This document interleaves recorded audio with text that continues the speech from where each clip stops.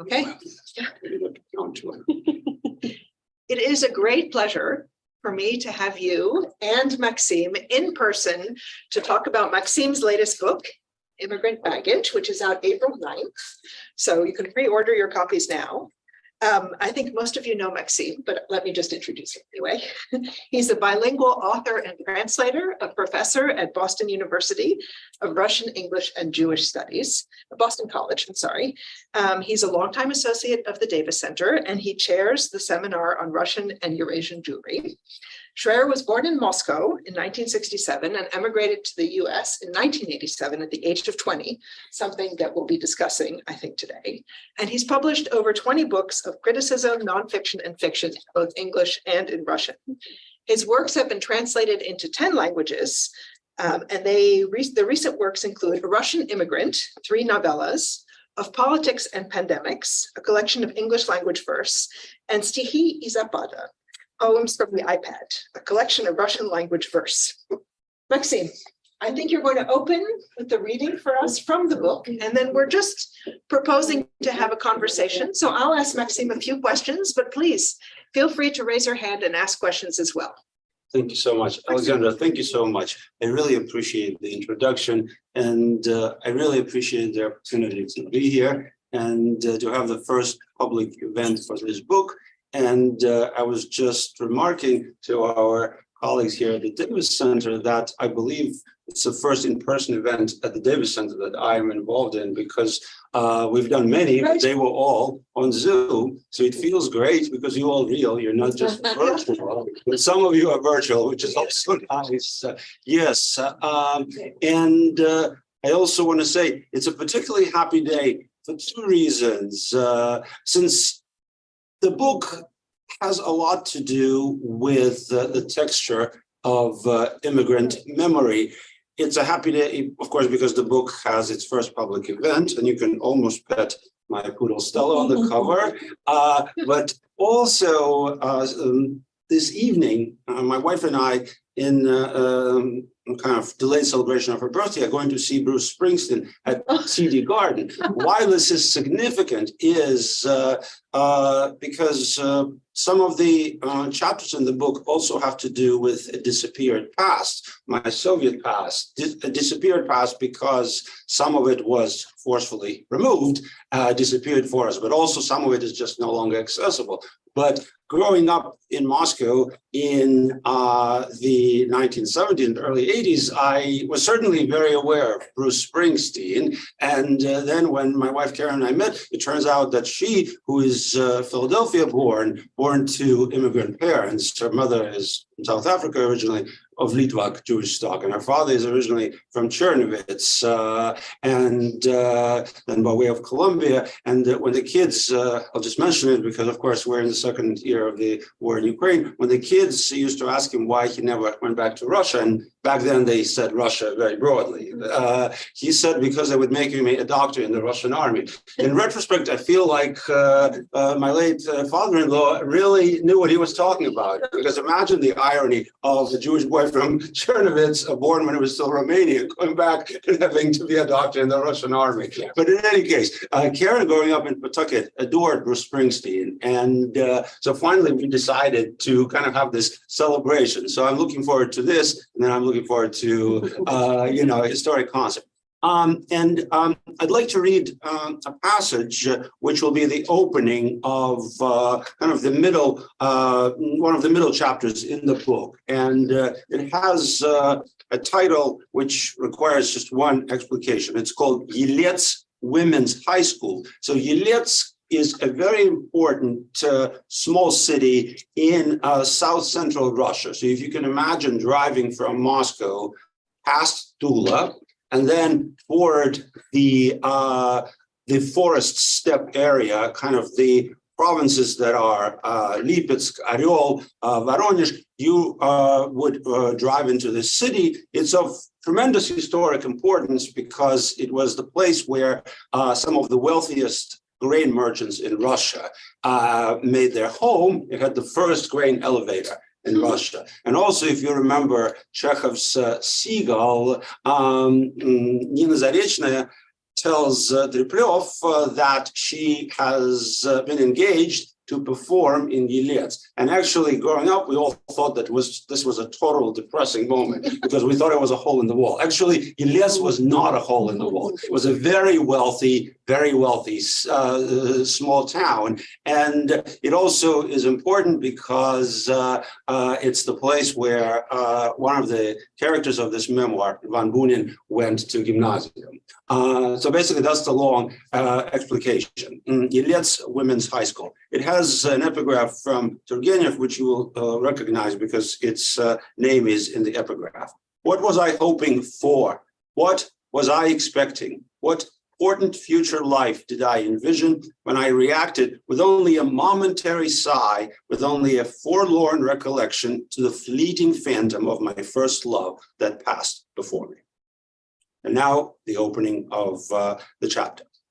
Blood vessels of Russian classical literature saturate this story the way capillaries do the vermilion border of human lips. And yet, the American in me is having trouble with a traditional structure. The prologue juts out like the Habsburg jaw.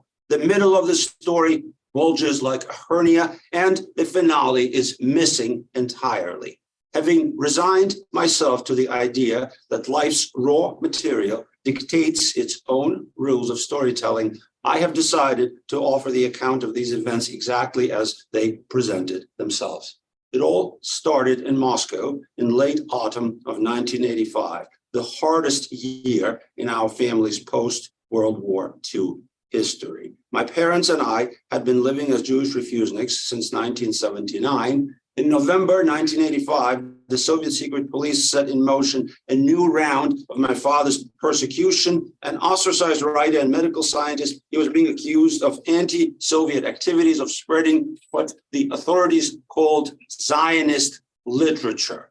Law enforcement officers delivered a summons from the office of the Moscow city attorney, prosecutor in Soviet speak, to our doorstep. My father went into hiding. The terrible stress he was under resulted in a heart attack and hospitalization in Moscow's city hospital number 4. Plainclothes agents came to interrogate my father on the intensive care floor. If you want his death, go ahead, an attending physician told them. The professional thugs wavered. Late at night, my mother and I met with a bearded New York Times correspondent and passed to him an open letter of protest. Against the backdrop of my family's tribulations, I continued to attend Moscow University, where I was a sophomore at the School of Soil Science. It was a place I didn't appreciate enough for having given me, a Jew and a son of refusenic activists, a salutary deferral from the military draft at a time when the country was still sending her young lads to slaughter in Afghanistan. I went through a spiral of misadventures in the autumn of 1985, triggered by my own efforts to break away from natural sciences and enter the world of art. A failed attempt to switch to a major in art history nearly resulted in my expulsion from the university. With much difficulty, I was able to backpedal to soil science, but my position became more vulnerable and would so remain until late spring of 1987, when the Soviet authorities finally granted us permission to leave. Now, visualize the first week of January 1986 in Moscow, just a few days prior at the New Year's celebration with a group of Soviet youth from the Jewish urban intelligentsia, many of us having known each other since childhood. There was spontaneous talk about the country's new course of liberalization, of Gorbachev's having finally taken charge of the party, and of the appointment of Yeltsin as Moscow's party boss. One of my pals, a student at the Institute of Oil and Gas, nicknamed Ink Blotter, in Russian it's Promakashka, Ink Blotter, and a great fan of the Soviet chansonnier, whispered in my ear, I heard on the Voice of America that Yeltsin isn't a retrograde and certainly not an anti-Semite. And he even plays tennis. Of course he does. Thank you. Thank you, Maxim. Thank you. So I wanted to ask you some questions about sort of being an emigre, being an emigre writer, right? And there's a quote in your book. It's a "Любовь Академна." Yeah. who shows up at a conference quite often and always says that when she's writing memoirs and talking about them, the phrase is to become the other while remaining oneself. And so I was thinking about that, in the course of your life, right? To what extent have you remained yourself, your Soviet teenage self, and to what extent have you become another? That's such a great question. Thank you. Just to contextualize this a little bit. So what's happening is in this chapter is at the beginning of it, my 19-year-old self is walking through this very long vestibule of the main tower of Moscow University and sees an announcement, which is that the Moscow University Theater, which is of some historic significance, is accepting its new cohort of students to be trained as directors of people's theaters. It will take too long to explain what people's theaters are, but basically in my many failed attempts to enter the world of the art, because just writing was not enough at that age, I actually went there and I went through the interviews and I was accepted. And so the first knots of the actual story start as we're being trained. And one of the people who trained us, was a sort of, presented herself as a theorist of Stanislavski. And she liked to repeat various quotes from Stanislavski. And one of them was that actors sort of become the other while remaining oneself. So this is a really good question. And to me at the time, who was already living a double life as on the one hand, a young refusenik, and on the other, basically a Soviet student, this phrase resonated with, I think, special significance. So I think that's where it begins.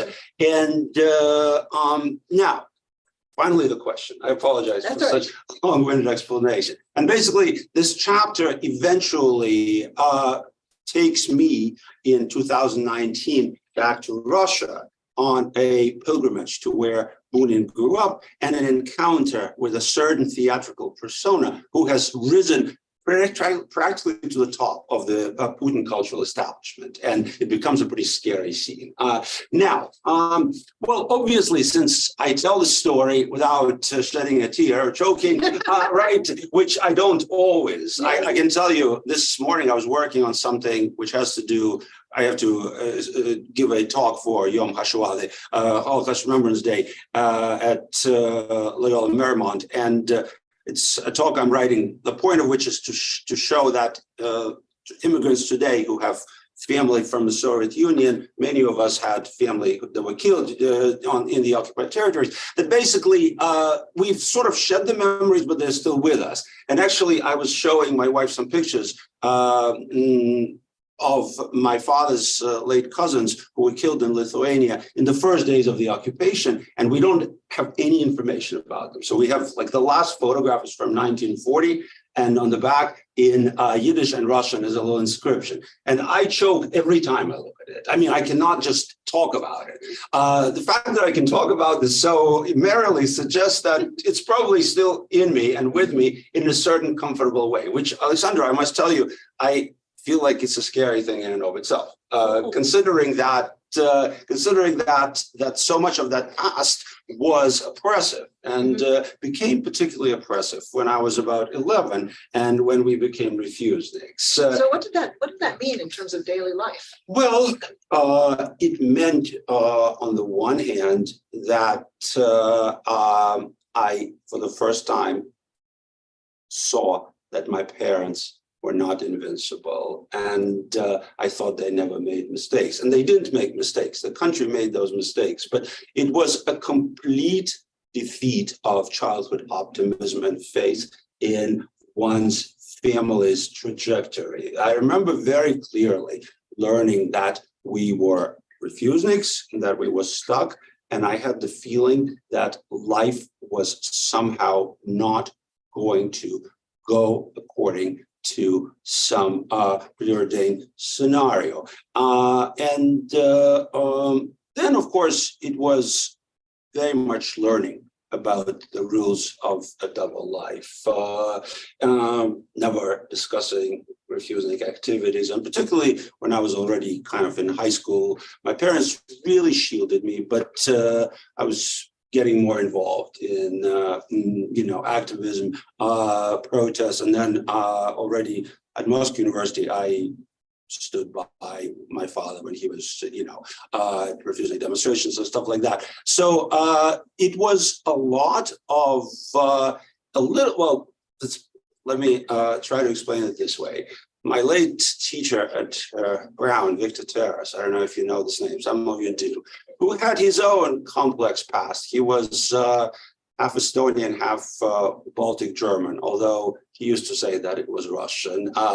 He grew up in Estonia, in Revel, in Tallinn. He went to the only kind of liberal high school there, and he always said that there were Estonian kids, Russian kids, and Jewish kids. And then he was a student of Sanskrit, and he stayed during the occupation. He was able to work at Tartu University. Of course, he had a perfect record. And then he escaped as the Soviet troops advanced. He was a displaced person in Germany. He married a German woman. They emigrated to America. And there were many aspects of his past that I always felt he was not comfortable discussing. And this oddly seeped into some of the ways he explained Soviet culture. Like when he spoke about socialist realism, he was more prepared to discuss it as an exercise in mutual deception rather than anything else. So in a sense, of course, there is some of that. But it's not just an exercise because the stakes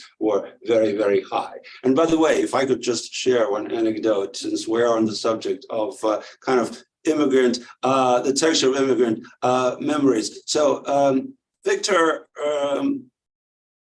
once at a dinner table at my parents' house, shared this story, which is basically he was already a young scholar, multilingual, very, very, very excellently trained. He came to Chicago. He was working at Campbell's Soup Factory, and his job was he was in charge of one stockroom.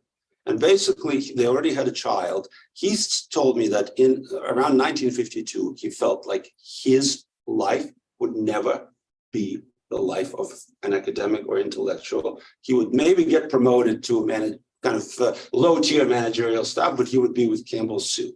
And then one day he woke up and said, I can't take it anymore. So he went to see very interesting person at the University of Chicago, a man by the name of Count Bubrinskoy, who was a Sanskritist, and also kind of was in charge of Slavic studies. He came to see him and he said, "Я магистр Tartuskого университета, so I have a master's degree from Tartu University. I'd like to join a doctoral program here." Bubrinskoy set him down, and Bubrinskoy, by the way, is a descendant of Catherine the Great. It was the illegitimate line. And he said, "That's all great, but do you have anything to prove your education?" He said, "No, I have no papers because I fled because I feared that I'd be arrested in Sardinia." Well, he said, "Well, how can you prove that you are who you say you are?" So he got up and recited a long section of Sanskrit text, and on the basis of that, he was admitted to the PhD program, and basically that launched his career. So my point is, why these anecdotes? Because I think double life means different things, but I think it always involves suppressing some aspects of the self and privileging others. And so finally, to your question about the Soviet past in my life today, Alexandra, what can I tell you? I think the invasion of Ukraine has drawn yet another demarcation line. I feel it very strongly, and I feel that in some sense, perhaps it's closed the last door onto my Soviet past, which is why I wrote this book during the first and a half years of COVID, but I was putting the finishing touches on it in the spring when Russia invaded Ukraine, and there was so much on my mind. I felt like literally this was in some ways an epitaph. So let me ask about that, right? Because that implies that it was, Russia's action, Russia's aggression against Ukraine that made you turn away from the Soviet past, right? So Yes. is for you Soviet and Russian conflated? No, they're not conflated, but I think it will take some time. It is taking some time to figure out how to separate the two. And particularly, it's clearer to me when I write in Russian, when I make decisions about publishing in Russian. For instance, I made a decision not to publish in Russian publications, not to do any academic work in Russia. And that means that, in a sense, I'm proving what emigres have always been proving. In the first wave of emigration, that was quite obvious, that you remain culturally Russian without having connections to the living country that was Soviet Russia. I think in English, it is a trickier thing, because in a sense, it involves not just translating the past, but translating the changing relationship with the past, in which Soviet and Russian are so intertwined that it calls for a lot of the kind of footnoting that as a writer I don't do. I just don't write this way. I think stories tell themselves. But I can tell you also why the war gave me such a sense of the demarcation line. Because, of course, like many immigrants from the former Soviet Union, my roots are in Ukraine. I mean, it's to say that is to commit an obvious statement, right? Where were the Jews from the Soviet Union living in the 1900s? Basically, it's the former Polish, Ukrainian, and Belarusian territories. That's the bulk. So on three sides, my roots are in Ukrainian, and so in a sense, the war has also enhanced my sense of Ukrainian roots, perhaps at some expense. I'm not quite sure at what expense yet, but there is an economy of gain and loss. What's strange, Alexandra, is that, of course, the book was written prior to the war, but I feel like there is something anticipatory going on, because in several chapters, I describe these strange encounters with the past, where either I travel to Russia or I travel somewhere else, and it puts me in conversation with things that I thought I had basically dissociated myself from. So I had that feeling also, Right. that in a way, there's a sense where you're resolving the past, right? And partially it's kind of, your adolescent past with being an adult, and partially it has to do with being in the Soviet Union and now being in the US. And I was wondering if you could tell that story about when you run into one of your first loves or one of your first interests, who ends up being I had none. at the Nabokov Museum. Well, the question is how to tell the story. Except I would love to read a little passage about it. Basically, the story is what about this? Let me read like a little passage, and then I will explain. So the story, this is early in the book. It's called "In the Net of Composer N." Now, of course, as you read through this chapter, you will increasingly recognize in Composer N a certain very famous Russian-American writer called Vladimir Nabokov, but I do not call him Nabokov for many reasons. I call him composer because he was a composer in the highest sense. He was a composer of divine puzzles, divine problems. But basically, I went through probably 20 years as an immigrant when I was very involved with the Nabokov Museum in St. Petersburg, in organizing conferences there, and invested a lot of my heart and soul and also my intellectual, energy into that. And in about 2018, the museum basically fell apart and was made basically just a meaningless institution in the other institutions that were completely co-opted into Putin's regime. But basically at the heart of it lies an encounter with a with a girl whom I met when my father was still a member of the Union of Soviet Writers at a resort for writers called Malayevka outside of Moscow. And so the story begins when we're still, I guess before we are refuseniks, when we are still privileged. And my parents were very successful for Jews who were not party members.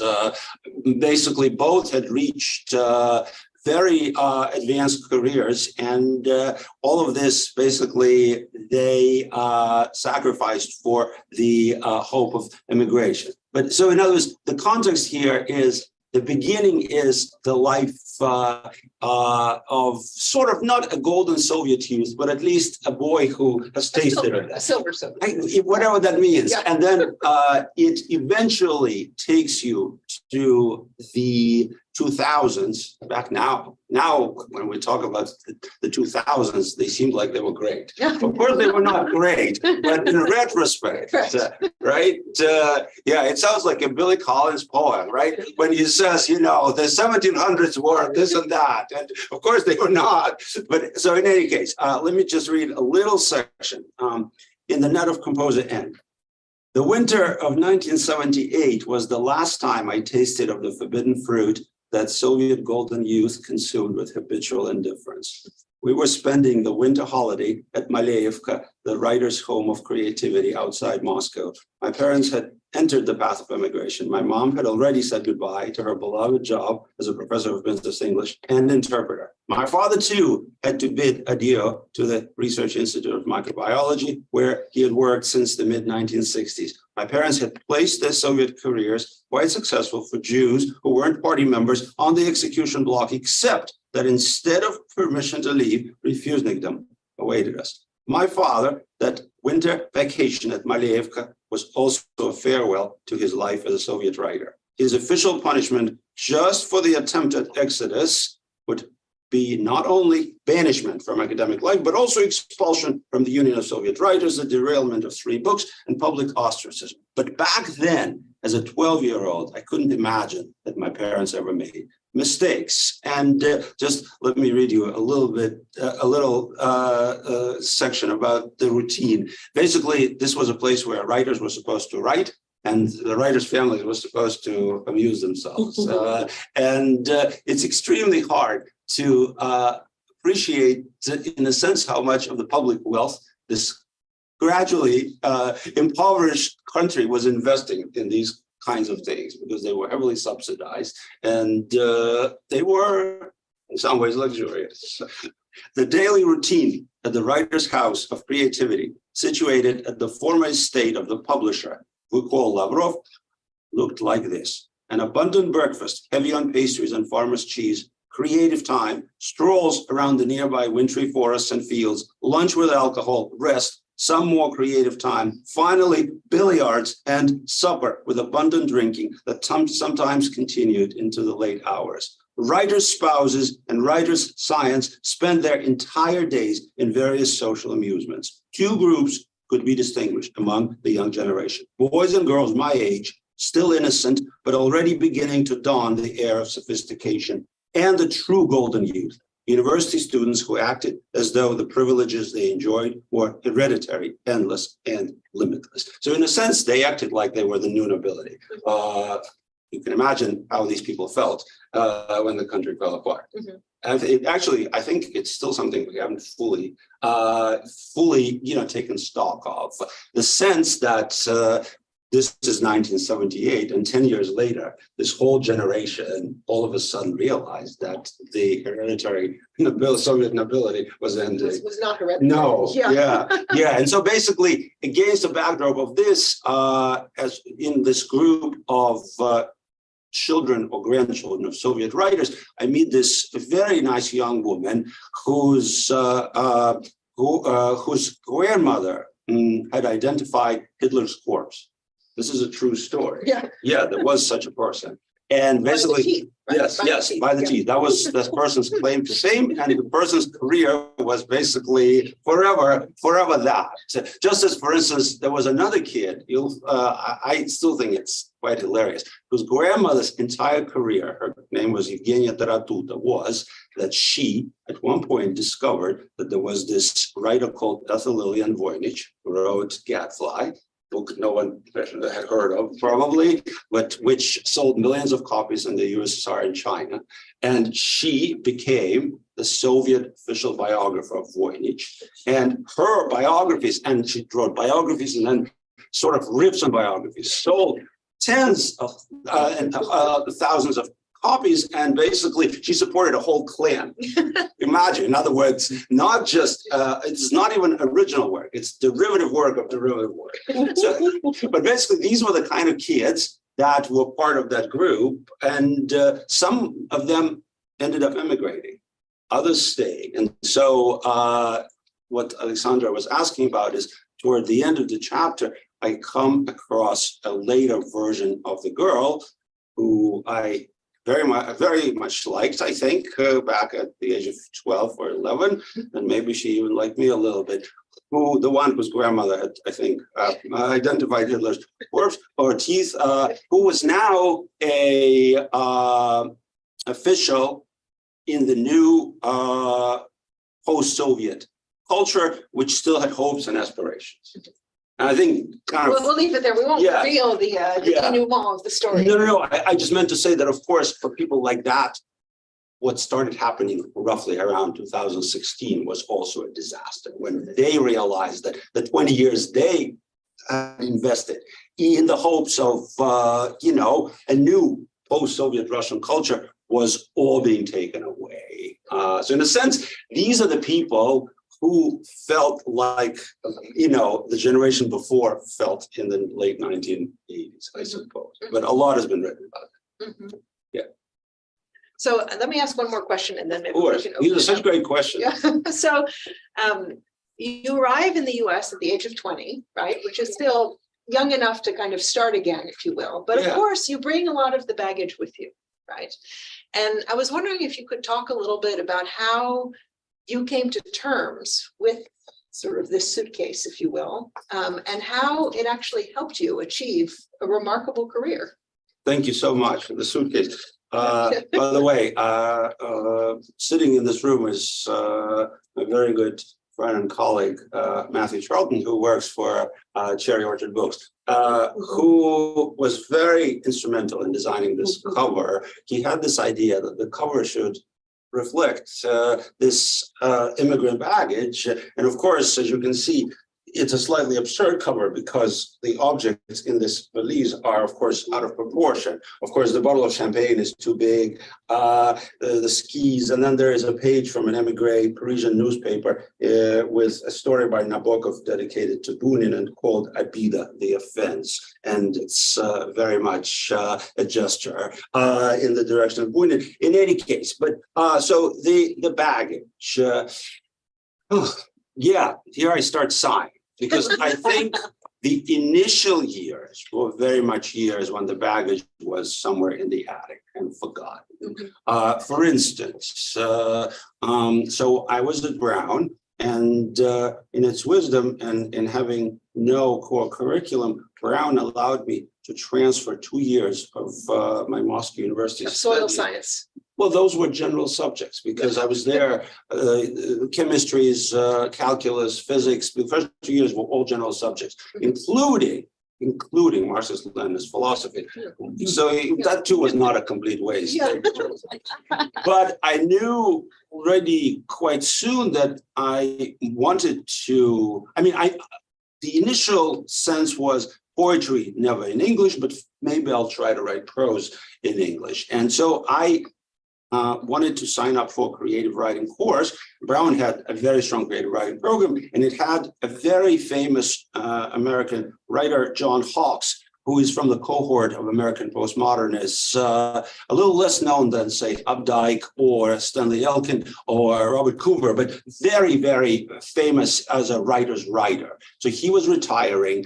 I read his novel, Second Skin. I couldn't understand every other word. My English was decent, but it was just extremely complex, a little bit like Nabokov's Russian prose of the 1930s. So I went to see him, and first thing he asked me was, have you read Nabokov? And I said, of course, you know Nabokov, yes. He said, I read Nabokov for the first time in San Marino in 1945.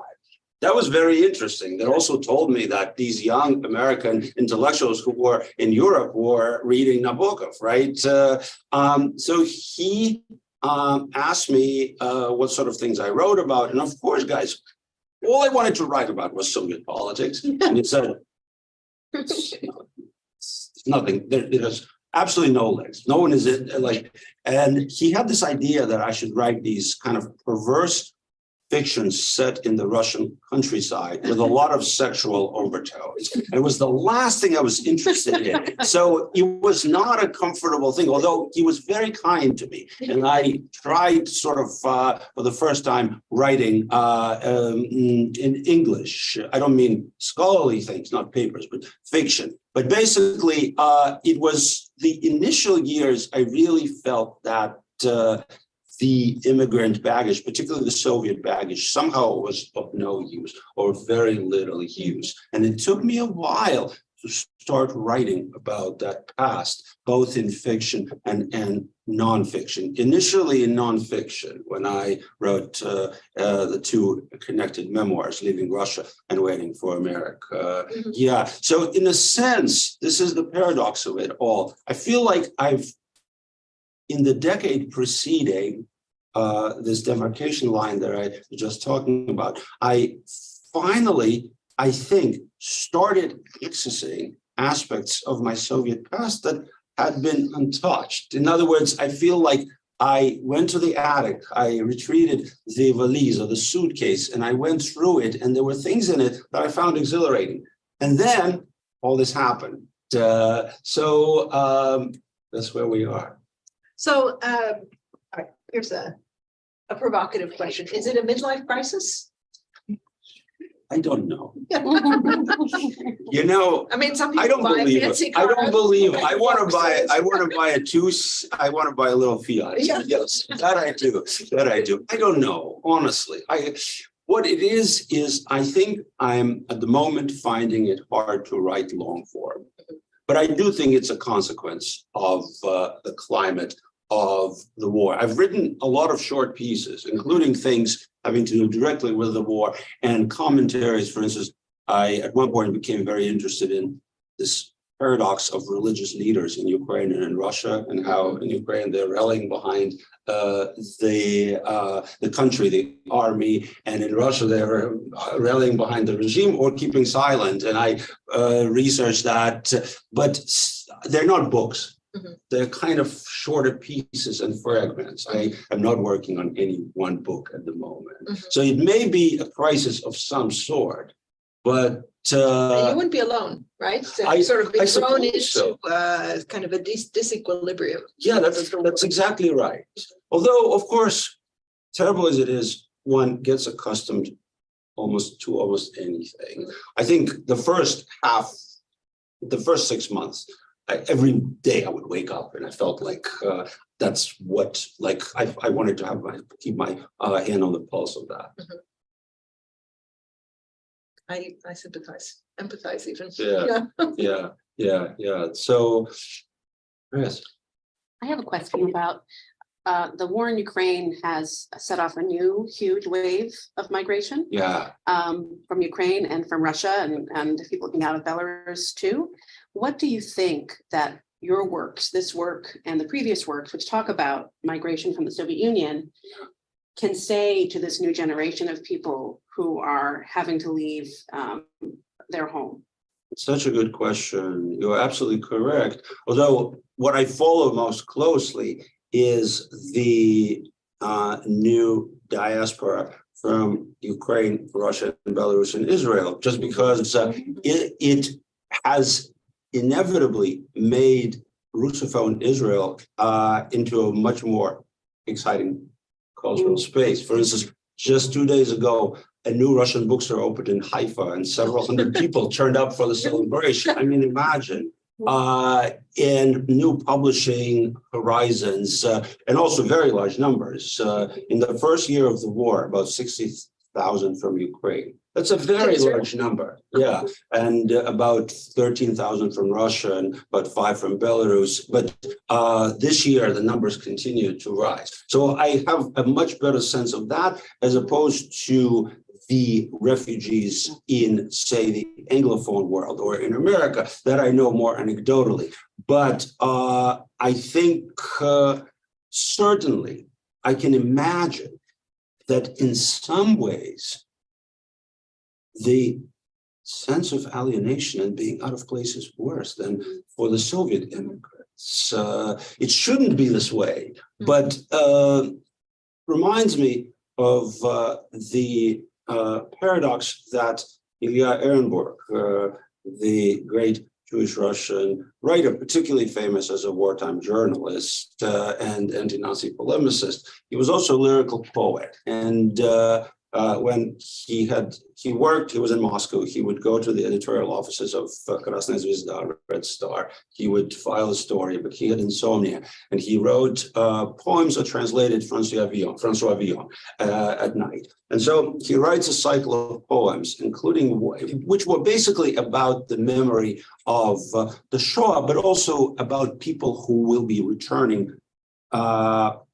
when the war ends or in newly liberated territories, and who will find it very difficult to be integrated. And he has this expression there, чужое горе, оно как овод. So another person's woe, it's like a gadfly, meaning that, of course, we understand collective empathy, but what is more difficult is that when push comes to shove, I think your neighbor's woe is very often that very gadfly. It feels like it's not what you need. It's not what you want. It's a nuisance. And I can well imagine in today's context how the immigrants, the refugees from Ukraine or Russia feel that collectively they're wanted, but individually, I am not sure. And that sort of terrifies me. Mm-hmm. It shouldn't be this way, Chris, but it's just, I don't think 3 years ago, anyone would have imagined that this would be happening, this sort of new immigrant community. Do you get that sense? Certainly, I don't think anyone could have predicted it, but I guess I'm wondering if there's any roadmap or solace in the generation that came before, or is every migrant's journey going to be their own journey because of either the political impetus that made them leave, where they arrive to, the community that takes them or doesn't take them. So is there no such thing as a roadmap for such? No, I think there is. I think almost every immigrant's journey is about disposing of the material baggage and about holding on to the immaterial baggage memory. But it is also a very dynamic path. And so going back to some of the observations Alexandra made as well, is that I think, and what some of the things I tried to show in this book is that you know that you've been here a long time when your own past begins to appear mythological. And for instance, some of the things I read today, when I read them out loud, I sort of wonder if it actually happened to me, even though it's very factually based. Why is that? It's sort of the effect that I think immigrant past reaches the kind of vintage when it begins to feel like maybe it's losing this sense of factual precision. It's a little bit like the terrible experience that those who interview survivors have of the testimonies that are not always precise, and also that change over the years, or depending on who is interviewing you. interview. I mean, I think the strangest part of it is that when you're your own interviewer. Yeah. Mhm. Yeah. Does anybody have questions? Because I can keep going. Yeah. I'm Yeah. curious, what you say. You said like you write prose in English, but not poetry, right? Well, so until about, I want to say systematically until the onset of COVID, kind of the first COVID spring, when sort of the living life retreated, we went into the isolation. I all of a sudden surprised myself by starting to write originally political satire in English, and then that grew into more lyrical poetry. Prior to that, so we're talking about sort of the fall of 2019, the spring of 2020, I had a certain separation, and most of the poetry I wrote, I would every once in a while translate my own work if a magazine approached me, but as kind of a method, I wrote poetry in Russian. I was content with that. Whereas with prose, I've gone through periods of writing in both, writing in just one, of creatively revising. What's happening now is I kind of, maybe that's the midlife crisis. I am becoming interested in a new thing, which I'm tentatively calling parallel writing. In Russian, I call it parallельное письмо. Basically, what it is I write a text, could be in prose or poetry, in either Russian or English. And then I sit down and I write another text, which is based on the same idea or the same experiences, but it's not a translation. Mm-hmm. And so they differ, sometimes in small ways, sometimes in significant ways, and they kind of exist as two parallel realms. Mm-hmm. And that kind of thing now sort of fascinates me, mm-hmm. because I feel like, in a sense, that is the truest thing to how I live. And maybe that's the double life. And is it because you have different personalities in English and Russian, certainly, different ways of thinking? Certainly. And for instance, I can tell you, I think I am now more adept as a writer at describing, for instance, a certain narrative past in English than I am in Russian.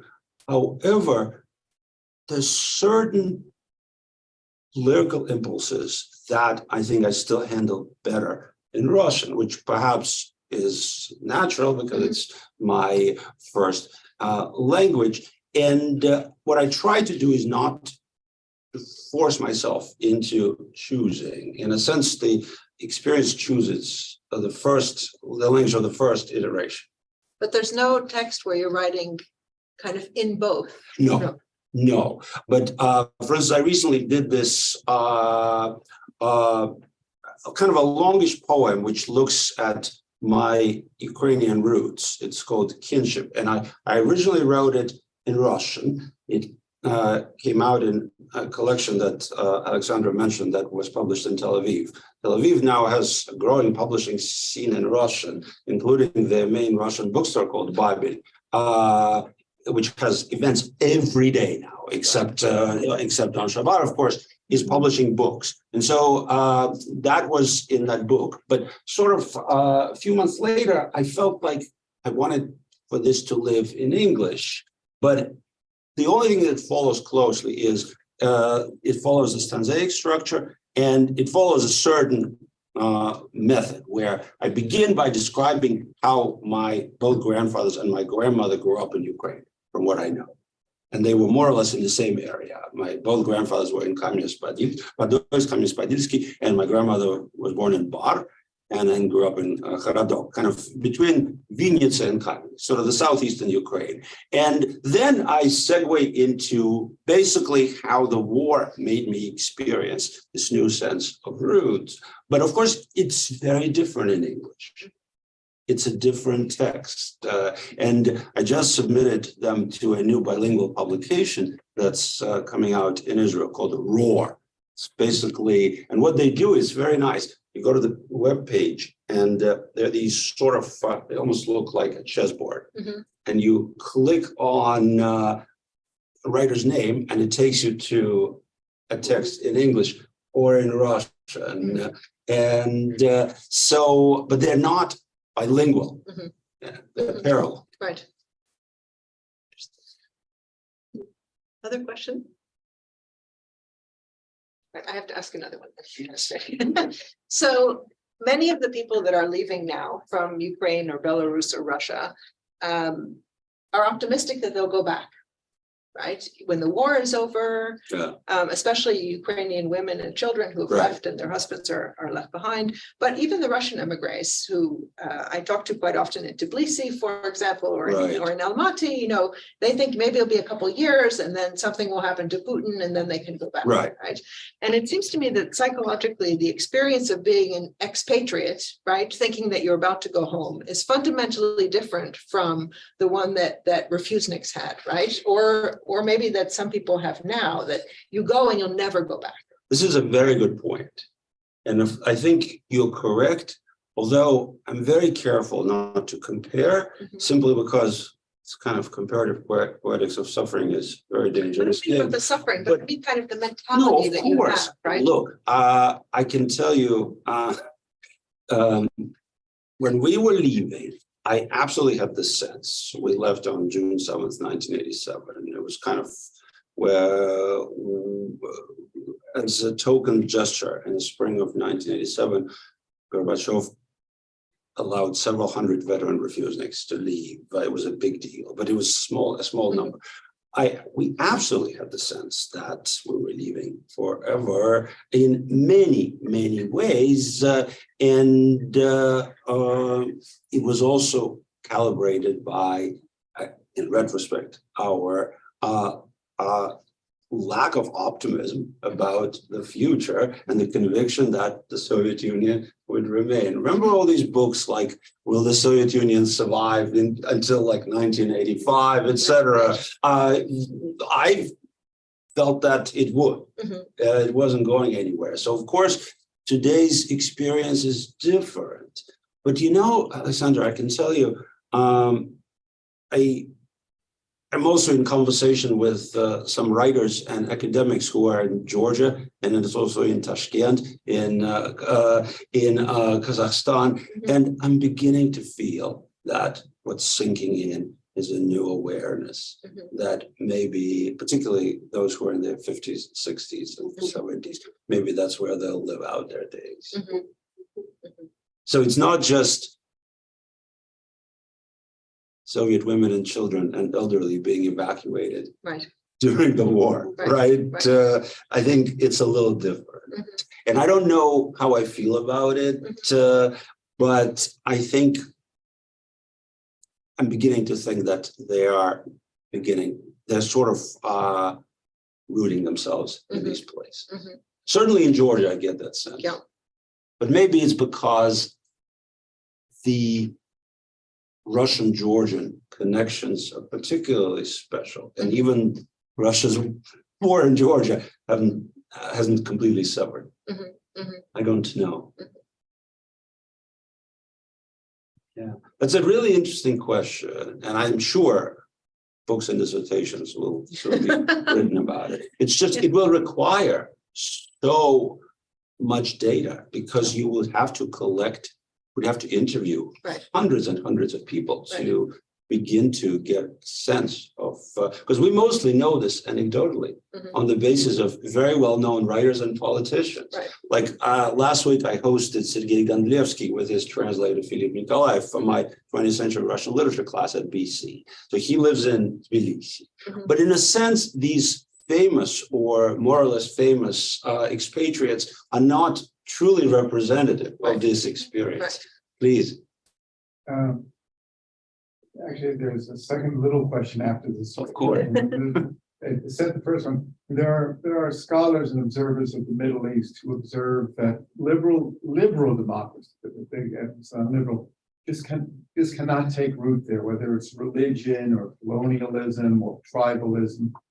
What is that answer in Russia? Can a liberal democracy succeed on any sustained basis? And then the sub question is, you talked about the Russian emigres to Israel. Are they in favor of Netanyahu? Okay. So let me tell you very honestly, the first question is truly beyond and above my expertise, and I'd like to defer to. No, seriously, I am not trained to answer that question with any degree of qualification. That is to say, the kind of things, the kinds of commentaries that you hear that Russia and democracy are incompatible just do not sit well with me, because I think they don't mean a whole lot without a lot of context. But I am more comfortable speaking about the ex-Soviet diaspora in Israel because I follow it. I'm a dual citizen between Israel and the US. Those questions are not completely unrelated. Okay. But so here's what I'm finding. I think traditionally, the ex-Soviets, particularly the older generation, tended to be politically conservative, the same in this country and the same in Israel. But it's changing. And what I'm finding is particularly the arrivals of the past 25 years. So in other words, those who made Aliyah from Russia, Ukraine, even before the war. Now this is called the new emergency Aliyah. But the one that was trickling in the 2000 teens, I think they are feeling, in a sense, that what they hadn't done back in Russia, they're going to try to do in Israel. In other words, I'm finding this. We hadn't demonstrated against Putin, but we are going to demonstrate against this regime that is trying to undo the independence of the judiciary. And I feel that people of my generation now are politically much more in line with my Israeli family, who are descendants of agrarian socialists who came to Israel in the 1920s and traditionally have been left of the center.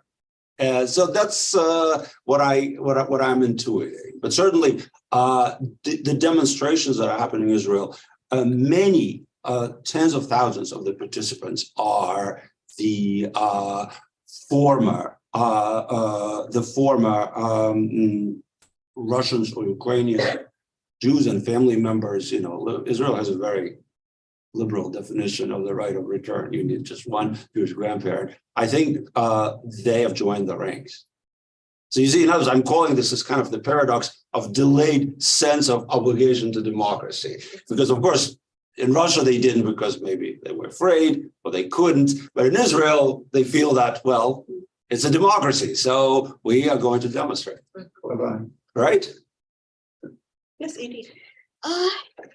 Yeah, I was sort of fixated a bit on your relation to the Nabokov Museum.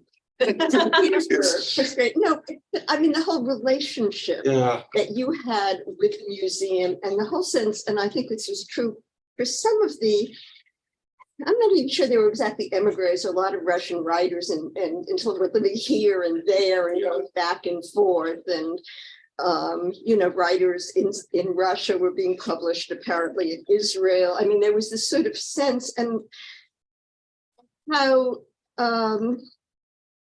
that has kind of I mean, what is your feeling about this? I mean, in other words, you have to choose here or there at this point, sort of, you know, I mean, it sort of changes the whole relationship, both with these writers or other intellectuals.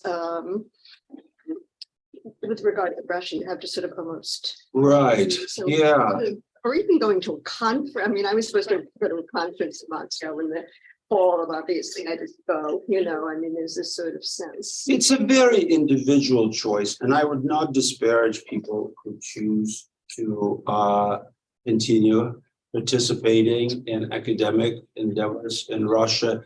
It's just that But even living here and there, I mean, there are people who have, you know, live in Russia and then they spend some time in Germany. I just don't believe that in today's Russia, there is independent media or independent intellectual life, even in those few institutions that are relatively independent. It sort of reminds me of an experience I had about 3 weeks ago where I got several emails from a program that is run by a certain very popular YouTube personality, asking to be interviewed about Nabokov and Bunin and emigre writers. And I replied and said that, they said, we would like to do an interview that does not touch directly on the current events. And I said, I would love to be able to do that, but I don't see a way of speaking about the Russian emigres of that generation without touching on their relationship with Soviet Russia and, in a sense, establishing parallels with today's regime. And their response was, well, we are completely independent because they called us foreign agents. If you can think about it, the logic of that is somewhat absurd. However, I'm willing to accept that if somebody is even prepared to travel to a conference in Russia with the idea that, just like in the old Soviet days, Western academics traveled to Russia and thought that they were sort of elevating the discourse. Well, if that's what people think, that's entirely their prerogative. But also, I'm reminded of all sorts of strange things that happened, like my late colleague at Boston College, the historian Roberta Manning, who demonstrated in front of the American embassy in Moscow against the war in Vietnam. Do you know about this? Yeah. It's a true story. A small group of Americans in Moscow, and they felt that they were really doing a great thing. So you can imagine the KGB officers, plainclothes, stood there and applauded. Right. But I was talking more about, Right. emigres, about Russians rather than, academics like me. And I mean, I think there are quite a few who live part of the time in the United States, part of the time in Russia, part of. I'm finding that for the most part, these people have left. Some live in nearby places, like Riga is very big, and probably entertain hopes of a return, but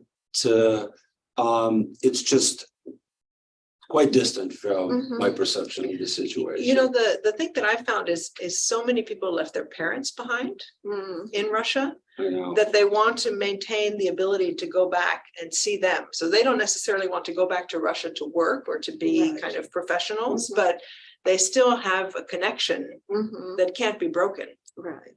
Yeah, if I could just go back for 1 second to the passage I read about Yelets. So without, as Alexander said, without giving away the denouement. So at the very end of the story, basically, I come in a very unpleasant, into a very unpleasant confrontation with this new official of Putin's Russia, who is in charge of archives. And basically what she says to me, and this is in the book, she says basically, we don't want you to come here again. We don't want you here. We don't need your help. Even though you've been a friend of Russian culture by writing about our great writers. And she said basically, leave, because they tried to have me arrested. You'll see. Basically, it has something to do with the question of inaccessible archives. But basically, the chapter ends on a very stark note, where basically I interrupt my trip. My younger daughter, Tatiana, is with me. We basically turn around, we return to Moscow, and we fly to Amsterdam the next morning. And this was still before the invasion. So in a sense, it's anticipatory. One other slightly related, Chris. Now, I read somewhere, I can't remember online, that some of the people who fled to, say, Kazakhstan or to some kind of are continuing to work at, what the effect of technology is. In other words, people live abroad, but they can still do their job in Moscow and things like this. I mean, it sort of changes the whole dynamic. I'm sure this is true. I'm sure this is true. In places where this is possible, I think there are many parts of the world where this is not possible. Another place, but this is for the much more successful Russians, is Dubai, of which we are reading a lot. Yeah, have you ever been? No. Yeah, me neither. But it seems like such a bizarre, new playground. I think also, sorry if I may, Yeah, also yeah. that, for IT people who work in IT, like that doesn't really matter where they are and Where they they can are. continue working. But there is an issue if anybody is, for example, associated with the university. Some people have left and try and continue to maintain their association, and then they run into trouble of being accused of being complicit by continuing to support Russian higher education. So it's a pretty You're right. It's delicate question. the sort of thing they didn't face earlier. Right, exactly. grades of- Right, you couldn't work abroad, you couldn't work remotely, but you also didn't have this kind of ethical dilemma. Right. But I hate to say it, and this is in no way to disparage other people's choices, but I think people should not delude themselves into thinking that they live abroad. And if they continue to work with Russia or in Russia, they're not supporting the regime. I think any business endeavor that creates revenue for Russia is supporting Russia. And so that part I find very difficult to wrestle with, which is, to me, the only clean solution is no association. And even, it kind of gets to the question of the interview that you were asked to do, Yeah. right? Is that, okay, let's say you're not making money or giving the regime money, but if you're participating in something and you agree to explicitly not talk about the Of special course. military operation, that also serves the regime, right? So you Absolutely. agree to go along with this Absolutely. illusion that it doesn't matter. Absolutely. That's 100%. Yeah. May I ask a question? Svetlana, of course. Thank you so much for your wonderful books and poems. I'm your follower, so I read many of them, and I would like to ask you a couple of questions. First of all, what is your favorite literary form? Like, let's put aside all of those circumstances and not contextualizing our 3 last years. Mhm. What is still your favorite literary form? And another question would be about the decolonization. So how do you feel yourself when you are talking about you arrived with your luggage, with your baggage of the Soviet ideas about literal forms, and your father is also a writer in the Soviet, not socialist realism, but definitely not a postmodern writer. And just how do you feel about this? Did you start this process of decolonization of your writing back then, like when you arrived, or you find yourself right now in the middle of the process of inventing some interesting, probably, I don't know, devices, maybe strategies, just to decolonize your own writing? Thank you so much. These are very interesting questions. The second is particularly challenging. So you're asking about the literary forms that I personally privilege. So I'd say at the moment in poetry, I'm very interested in a kind of longish narrative poem, not long, but longish, 120 lines, something that does not just express a lyrical impulse, but tells a short story. Somehow I've been working with that. And in prose, in a sense, all the chapters here, which begin as magazine stories, I think all but one ran in Tablet magazine, the earlier versions.